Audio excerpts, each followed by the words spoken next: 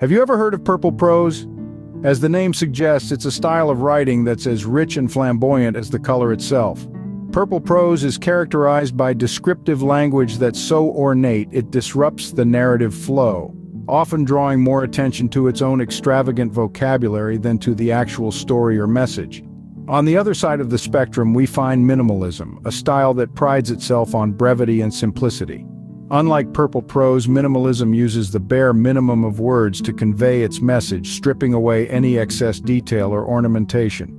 Somewhere in the middle, we find concision, a communication principle that aims to eliminate redundancy without sacrificing richness of meaning. Concision is about saying as much as possible with as few words as necessary, a balance that's often hard to strike.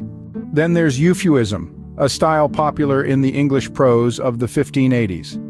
Euphuism, like purple prose, involves a deliberate excess of literary devices, but with a particular focus on balance and antithesis and an abundance of rhetorical questions. But how do these styles manifest in the real world? Well, consider the Bulwer-Lytton Fiction Contest, a competition designed to find the opening sentence to the worst of all possible novels.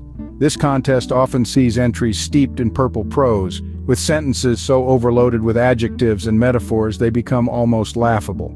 On a different note, there's the Order of the Occult Hand, a group of journalists who sneak the phrase, "It was as if an occult hand had," into their published works.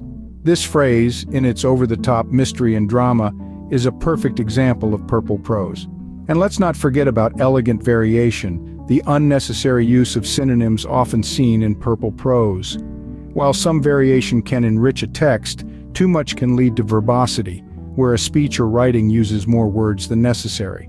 So to sum up, purple prose is a style characterized by its excessive descriptiveness and ornate vocabulary. It stands in contrast to minimalism, which values brevity and simplicity, and to concision, which seeks to eliminate redundancy. Examples of purple prose can be found in the Bulwer-Lytton Fiction Contest entries and in the work of the Order of the Occult Hand. And while some variation is enriching, too much can lead to verbosity, a pitfall of purple prose.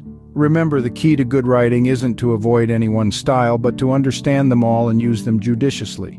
After all, every color has its place in the rainbow of prose.